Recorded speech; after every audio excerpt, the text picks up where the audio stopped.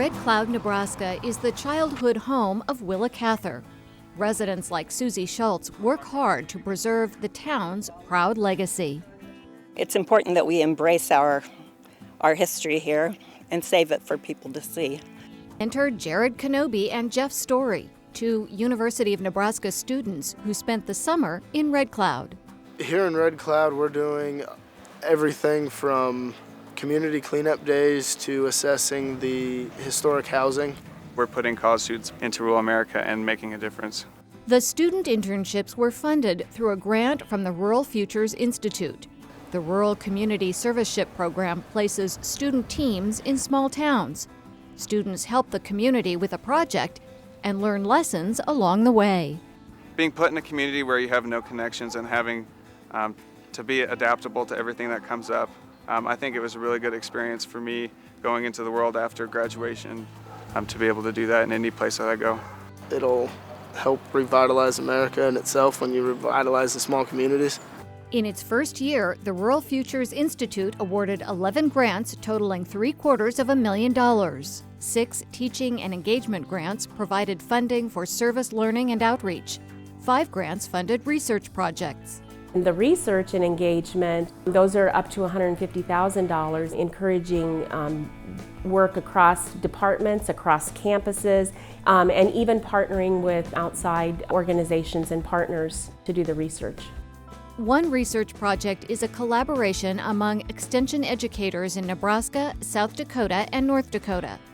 The goal is to help small towns market themselves and attract new residents. This program really brings people together at the local level to talk about issues, but it's also a way to take those ideas and issues and put them into an action plan and see results from it. In Hot Springs, South Dakota, residents gather through a process called study circles. Researchers want to know if these community conversations help boost confidence and attract residents.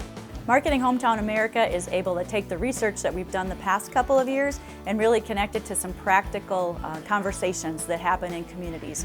Then hopefully the practical conversations will lead to some projects and some actual new marketing ideas that happen in the rural communities that we're working with. Back in the 1920s and the 1880s, I mean, it was a boom town. There's a lot of potential here, and if we just capitalize on what we really have, we can bring that back. We have to take a look at our town. How do we market it? How do we want to be looked at by the people over the next 5, 10, 20 years? Extension educators produced a study circles guide and trained facilitators to lead the process.